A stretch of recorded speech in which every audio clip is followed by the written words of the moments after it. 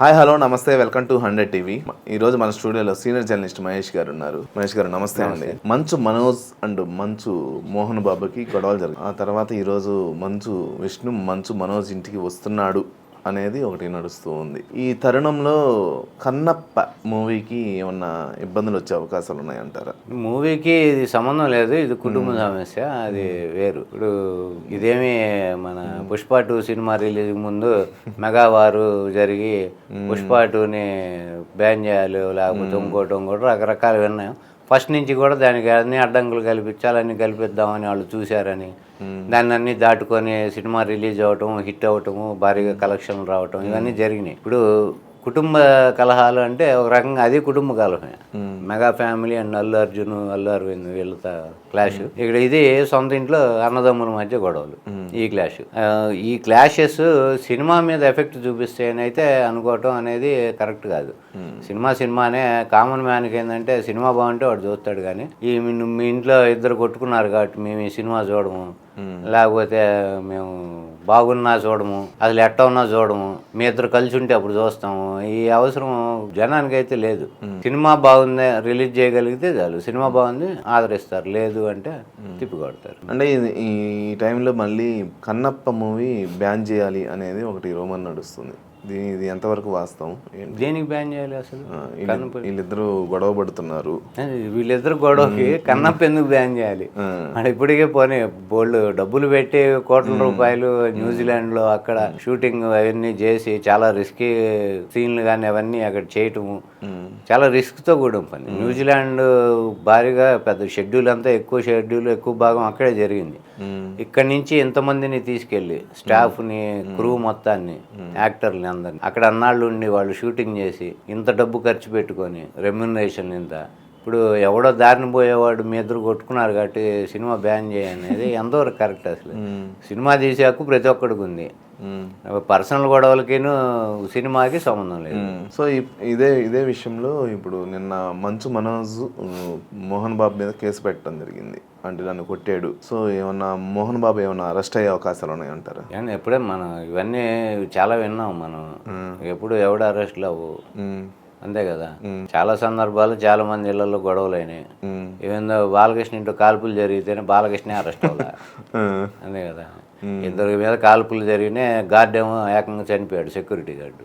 అంత జరిగితేనే అక్కడ అరెస్ట్ అనేది లేదు. ఆయన ఉన్న కొన్నాళ్ళు హాస్పిటల్లో ఉన్నాడు, ట్రీట్మెంట్ అన్నారు, సైకిక్ ప్రాబ్లం అన్నారు, ఈయనకి మెంటల్ ప్రాబ్లం ఉంది, పిచ్చి డాక్టర్ సర్టిఫికేట్ తెచ్చారు. ఆ సర్టిఫికేట్ ప్రొడ్యూస్ చేసి కోర్టులో కేసు కొట్టేయించుకున్నారు.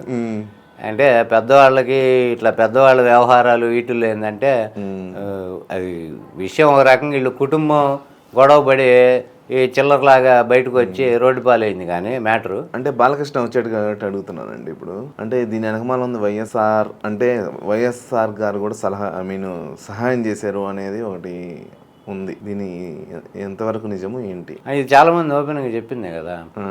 అప్పుడున్న సెంట్రల్ మినిస్టర్ పురంధరేశ్వరి గారు సొంత తమ్ముడు కాబట్టి బాలకృష్ణ, ఈమె వెంటనే ఒకే పార్టీ కాబట్టి అప్పుడు ఆమె కాంగ్రెస్ పార్టీలో ఉండి సెంట్రల్ మినిస్టర్గా ఉంది, ఈయన ఇక్కడ ముఖ్యమంత్రిగా ఉన్నాడు రాజశేఖర రెడ్డి.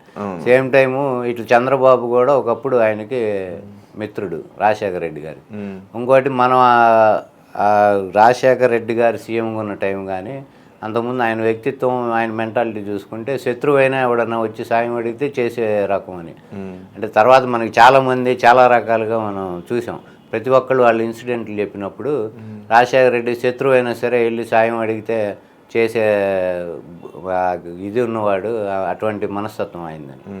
అలానే దానిలో భాగంగా వీళ్ళు వెళ్ళి ఆయన్ని బతిమలాడుకోవటం అవి జరిగితే ఆయన చట్టం తన పని తాను చేసుకుపోవాలి. కాకపోతే వాళ్లే ఓపెన్గా అందరూ చెప్పుకునే విషయం ఇది. అంటే చట్టం ఒకళ్ళకి మాత్రం చుట్టమే, అందరికీ కాదు, కొంతమందికి చుట్టమే అనేది ఈయన బాలకృష్ణ ఉదంతం అసలు బెస్ట్ ఎగ్జాంపుల్. ఓకే మహేష్ గారు, ఇప్పుడు ఫైనల్గా ఏమంటారు? కన్నప్ప రిలీజ్ అవుద్దంటారా లేదంటారా? కన్నప్ప రిలీజ్కి ఇవన్నీ నిజంగా చెప్పాలంటే చిల్లర గొడవలండి, ఎటువంటి సంబంధం లేదండి.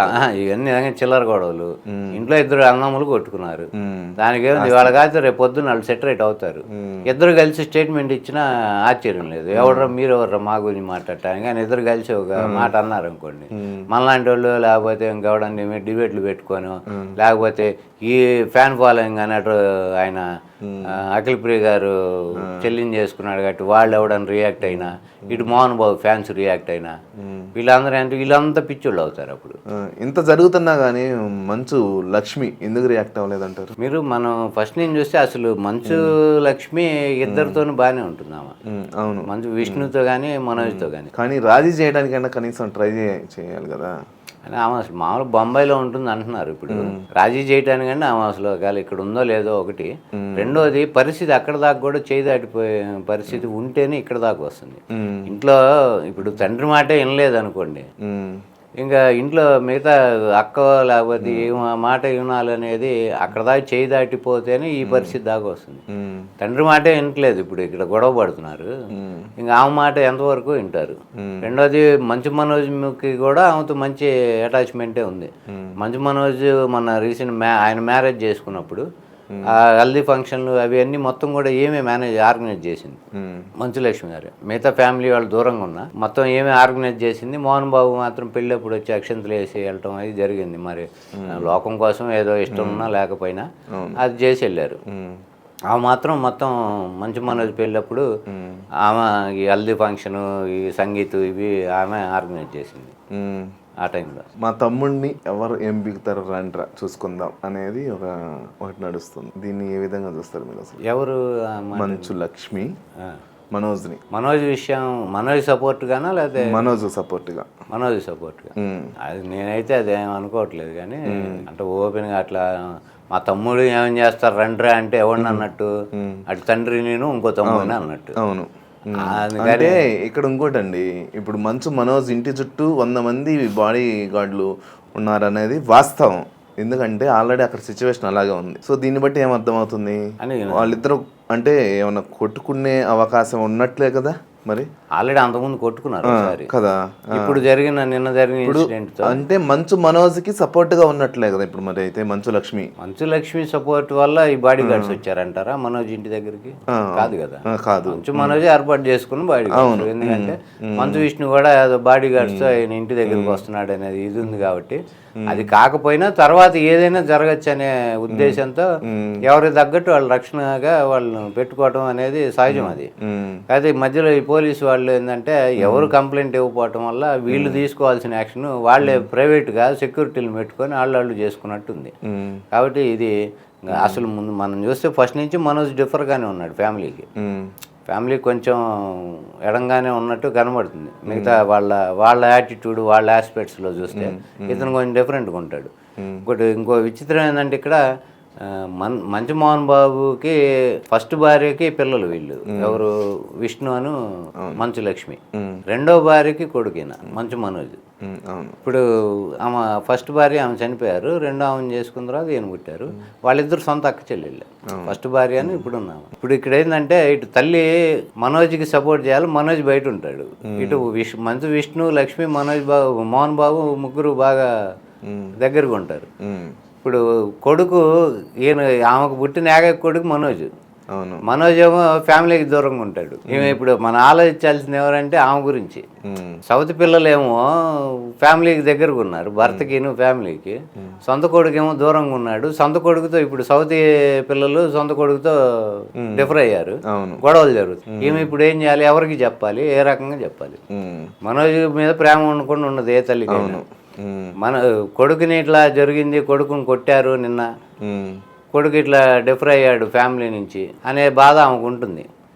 ఇటు భర్త మీద లేకపోతే సౌత్ పిల్లల మీద మరి ఏ రకంగా సైడ్ మాట్లాడాలో రియాక్ట్ అవ్వాలో అర్థం కాదు. అంతే కదా. అవును. ఇప్పుడు భర్త కోపం వస్తుంది సౌత్ పిల్లలని అంటే, ఒకవేళ కొడుకుని సపోర్ట్ చేసి ఇదేంది అంటే వీళ్ళు నీ పిల్లలు కాదు కాబట్టి కొడుతున్నావా, అట్లా నీ కొడుకుని సపోర్ట్ చేస్తున్నావు అంటారు. చెయ్యకపోతేనేమో ఇక్కడ ఏమో మానసిక బాధ కూడా మనం ఆలోచించాలి. వాళ్ళు బాగానే కొట్టుకొని బాగానే ఉంటారు. ఆమె ఎప్పుడు బయటకు వచ్చేనట్టు కూడా మనకి అనిపించదు. ఆమె ఇంట్లోనే ఉండే మనిషి, ఎప్పుడు బయటకు కూడా రారు. ఆమె ఎక్కడ మనకి ఇంతమంది ఇన్ని ఫంక్షన్లు ఇవన్నీ జరిగినా ఆమె ఎక్కడ ఎక్స్పోజ్ అవ్వదు, బయటకు రావటము కనబడటం పబ్లిక్ లేదు. కాబట్టి ఆమె చాలా సైలెంట్ అనే అనుకోవాలి మనం.